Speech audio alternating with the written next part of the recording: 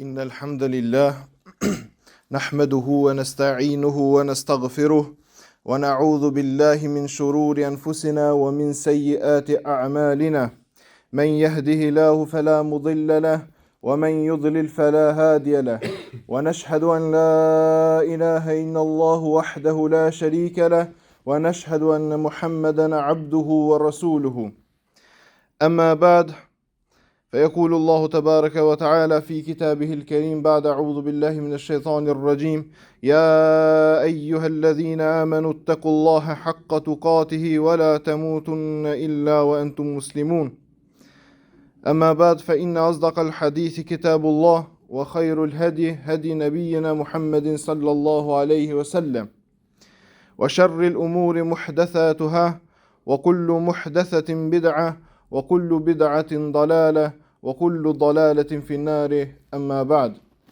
Gjitha falenderimet dhe lavdrimet I takojnë vetëm Allahu subhanahu wa taala. Atë e falenderojmë dhe vetëm prej Tij ndihmë dhe falje udhëzim kërkojmë. Selamet dhe salavatet ja dërgojmë Muhammedit sallallahu alaihi wasallam, familjes tij besnike, shokëve të tij sinqert dhe fisnik dhe gjithë ata të cilët mundohen që ta pasojnë sunetin e tij deri ditën e gjykimit. Me lejen e Allahut subhanahu wa taala sot do të flasim rreth temës ku Allah azza wa jall edhe ka përmendur në Kur'an innamal mu'minuna ikhwa. Allah azza wa jall thot në Kur'an me të vërtetë besimtarët janë vëllezër.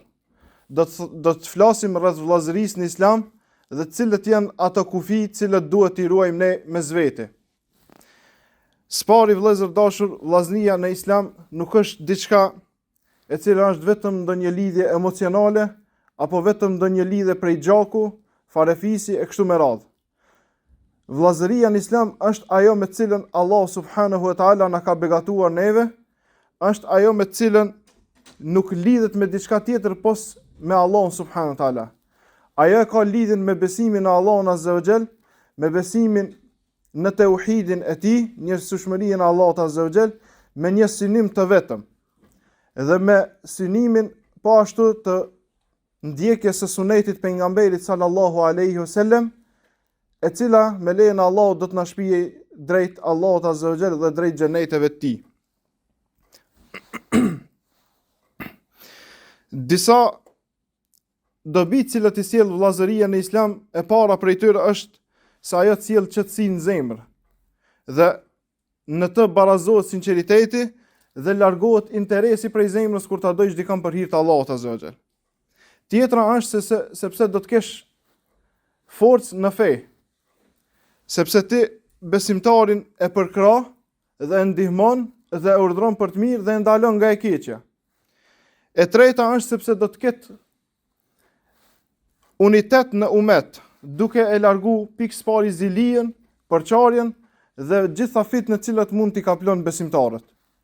E katërta është sepse do të ketë shpërblim të madh tek Allahu subhanahu wa taala në dunja dhe më e madhja prej tyre do të jetë në ahiret kur do të takojmë Allahun subhanahu wa taala. Një prej atyre nën temave të cilët është ajo se lidhja e vëllezërve në Islam është lumturi. Pse kjo është përmendur se lidhja e vllaznive në Islam, apo kur ta dojsh dikon për hir të Allahut është lumturi në vete? Për shkak se na transmetohet nga Enesi radhiyallahu anhu se pejgamberi sallallahu alaihi wasallam ka thonë: tre gjëra kush I ka do ta gjejë ëmbëlsinë e imanit. Dhe në mesin e këtyre e ka përmendur edhe që njeriu ta dojë dikant për hir të Allahut azza wa jall. Që njeriu ta dojë dikant vetëm për hir të Allahut subhanahu wa taala. Hadithin e transmeton Imam Muslimi. Pra dashuria për hir të Allahut azza wa jall është shkak për ta shijuar ëmbëlsinë e imanit. Ëmbëlsi se kush e shijon imanin, atëherë nuk mundet më u largu prej saj. Atëherë vazhdimisht do të jetë në kërkimin e asaj.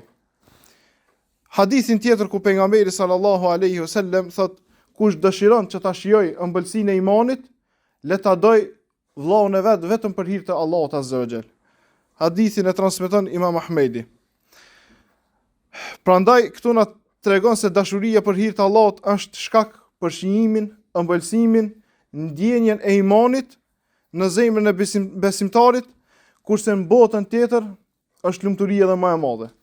Përderisa në këtë dunja qenë ka shkak për ta arritur lumturinë, qenë ka shkak për ta forcuar njëri tjetrin në fe, qenë ka shkak për ta larguar nga gjërat e këqija kështu me radhë, atëherë ditën e gjykimit do të jetë diçka shumë më e madhe. E ajo do të jetë ku Allah na transmeton pejgamberi sallallahu alaihi wasallam se ditën e gjykimit Allah do të thotë: Ejne mutahabbun bi halali. Thot ku janë ata të cilët janë dashur për hir të Allahut azza wa jall. Ku janë ata të cilët i kanë shkelur nefset e tyre për ta dashur vëllai e vet. Ku janë ata të cilët janë mundu me çdo send për me dashur vëllain e vet për hir të Allahut azza wa jall. E kanë lënë veten keq, e kanë lënë familjen e tyre keq, i kanë lënë punët e tyre keq vetëm me arrit këtë dashuri. Allahu po thirr ku janë thot ata. Ku janë ata të cilët janë dashur për hir të Allahut azza wa jall. Dhe në vazhdim të hadithit vjen el yawma adhulluhum fi dhilli yawma la dhilla illa dhilli. Thot kjo është dita në cilën nuk do të ketë streh për askënd. Dita e gjykimit është kur gjithë do të jemi para Allahut azza wa jall. Mirë po Allah në hijen e arshit të tij do t'i fut ata të cilët janë dashur vetëm për hir të Allahut azza wa jall. Ata të cilët i thirrri Allahu azza wa jall. Këta janë ata të cilët do të hyjnë në hijen e arshit të Allahut subhanahu wa taala. Pastaj në hadithin tjetër ku është i njohur për shumicën prej nesh është se Allah azza wa jall prej 7 llojeve të cilët do t'i fut në hijen e arshit të tij është edhe ata të cilët janë deshur për hir të Allahut azza wa jall, kanë dashur njëri tjetrin vetëm për të arritur kënaqësinë e Allahut dhe janë bashku për hir të Allahut edhe janë nda për hir të Allahut. Do të thotë nuk ka diçka në dunjë që i ka bashku ose që i ka nda. Mirë po, nëse kanë bën punë të mira, atëherë i ka bashku për të Allahu azza wa jall. Nëse ka bën një punë të keqe, ka rrit për shkak të punës të cilën e ka bën.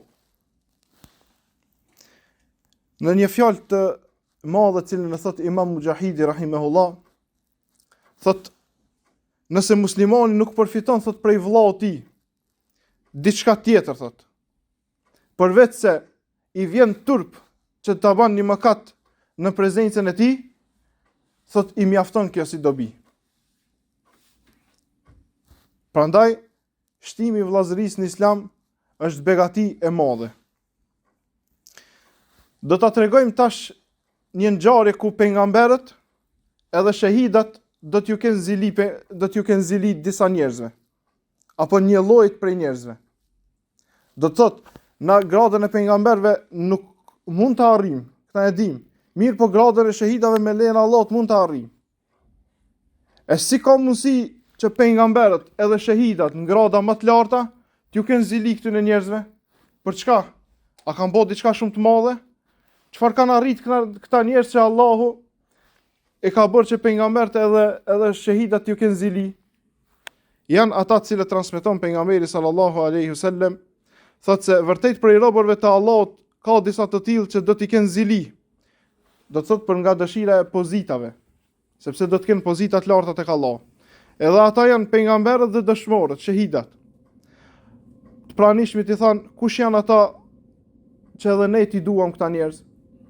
Atëherë pejgamberi sallallahu alaihi wasallam tha, janë njerëz që u deshtën mes vete me dritën e Allahut azza wa jall, pa pasur lidhje farifisnore dhe pa pasur lidhje të gjakut. Fytyrat e tyre do të jenë dritë, mbi minbere prej drite, nuk friksohen kur friksohen njerëzit dhe nuk pikëllohen kur pikëllohen njerëzit. A e dini për çfarë është për qëllim këtu vëllezër në fund? Nuk friksohen kur friksohen njerëzit. Njerëzit kur do të friksohen? Gjithë njerëzit ama, krejt. Ditën kur dalin para Allahut azza wa jall, ditën kur të vdesin, ditën kur ta shohin vendin e tyre. Dhe e lexoj ajetin e Allahut subhanahu wa taala, ala inna awliya Allahi la khawfun alayhim wa la hum yahzanun. Thot vërtet miqt e vlijat e Allahut subhanahu wa taala nuk do të kenë frikë as pikëllim. Për shkak të arritjes gradës, cilët janë bërë miq të Allahut subhanahu wa taala, janë bërë dashurit të Allahut azza wa jall. Në atë ditë kur t'ju vjen melekul mauti nuk do të kenë frikë ata, për shkak se melekul maut do të vjen me përgëzim. Nuk do të kenë frikë ata kur të hyjnë varr. Nuk do të kenë frikë kur dalin para Allahut azza wa jall. Sepse kanë arrit këtë grad ku ja u kanë zili pejgamberët dhe shahidat dhe Allah na bëf prej tyre. Qtash e kemi pjesën tjetër ku muslimani, karshi muslimanit duhet t'i ketë disa kufi. Duhet t'i ketë disa grada apo vepra të cilat duhet të ruhemi apo duhet t'i bëjmë. E para prej tyre është ajo me cilën na ka ardhur në hadith pejgamberit sallallahu alaihi wasallam se la yu'minu ahadukum hatta yuhibbu li akhihi ma yuhibbu li nafsihi. Nuk e ka plotsu askush prej jush imanin derisa atë çka e don për vete ta don për vllahun e tij. Kjo është grada ndër më të larta të cilat mund të arrijë muslimani karshi i vllahut vet musliman. Sepse kjo grad nuk mund të arrihet pos me sinqeritet, drejtësi dhe falje mes vete, sepse në këtë grad nuk ekziston hasedi ndaj vllahut tan. Për shkak se ti dëshiron ata me pa ndoshta edhe më mirë se vetja. Ti dëshiron me pa ata me ato gjëra të cilat ka bekatu Allahu ty edhe më shumë se sa që i keti. Prandaj ka ardhur ky hadith.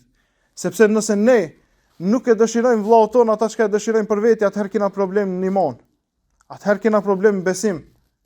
Dhe kjo është rrezik. Dhe kjo është kulminacioni i kësaj dashurie me cilën me thonë ditëve të sotme shumë pak e arrim. Mirë po te sahabët kjo ka qenë prezente. Ka qenë prezente me dash vllahun e vet për hir të Allahut dhe ata siç e dimë në transmetim se kur kanë qenë luftë, asnjëri prej tyre nuk kanë pi ujë derisa është sill i gjithë ajo tazi me ujë apo gota është sill te krejt sahabët. Dhe gjithë e kanë dhënë vllahut vet përparësi. Për shkak se e kanë pas këtë hadith në vepër dhe jo vetëm fjalë. Grada e dytë është ajo me cilën pejgamberi sallallahu alaihi wasallam tha, muslimani i mirë është ai prej cilit muslimanët janë të sigurt prej gjuhës edhe dorës tij. Kjo gradë të sahabët ka qenë prej gradave më të ulta. Ka qenë ai kufini. Mirë po sot vëllezër dashur është bë prej gradave më të larta tek ne.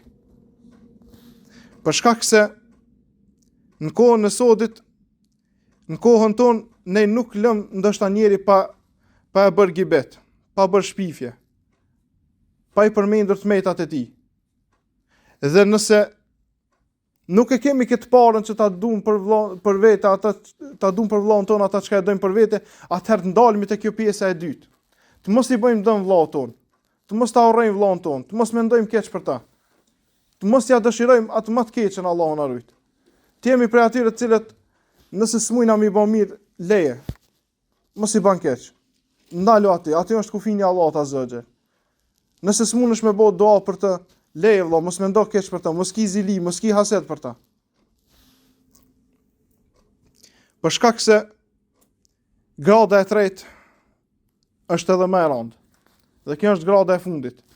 Ajo me cilën Allah azza wa xal në Kur'an na ka thonë, a mos don dikush prej jush që të hanë mishin e vllahut tij të vdekur, nëse nuk ndalmi te kjo e dyta vëllezër dashur, atëherë kemi me kalu te kjo e treta ku thyhet më kufini i Allahut azza wa xal. Atëherë robi bëhet prej gjunaçarëve, bëhet prej mëkatarëve të mëdhej, Allahu na rujt. Për shkak se atëherë më fillon me shpif për vllahun e vet. Fillon me i bë gibet. Fillon mos me ia dash të mirën. Fillon me pas hased në zemrën e vet e kështu me radhë. E kur të arrihet kjo, nuk ka bereqet më. Nuk ka unitet. Nuk ka musliman të bashku më. Nuk ka me një saf mu fal bashkë më. Për shkak se ka arrit kjo gjendje, Allahu na rujt. Allah e ka marrë një shembull shumë të qartë, ka thonë, a mos dëni me hangur mishin e vllahut ju të vdek. Njëjtë Allah, si kur të fillosh për me shpif për një vllah, merre nisja, a mundesh me hangur vllahun tan për zgjallje, ose kur të vdesit çat në momentet e xhenazës, a mundesh me hangur? Na shpesh herë, elhamdulillah, kjo ekziston, ruhemi prej mishit, domethënë e këshilmi është halal, a nuk është halal, e nuk ruhemi me hangur mishin e vllahut ton. Allahu na rujt. Lusim Allahun azza wa xal që Allah të na i pastron zemrat tona. Lusim Allahun azza wa xal që të na bën Allah prej atyre të cilët duan vetëm për hir të Allahut azza wa xal. Lusim Allahun azza wa xal që musliman të jenë qetë prej gjuhëve tona, prej gjymtyrëve tona, të jenë qetë prej zemrave tona. Lusim Allahun azza wa xal sa ashtu siç na ka bashkuar këtë vend, na bashkon edhe në xhenetin e tij. Aqulu qawli hadha wastaghfirullaha li wa lakum innahu huwal ghafurur rahim.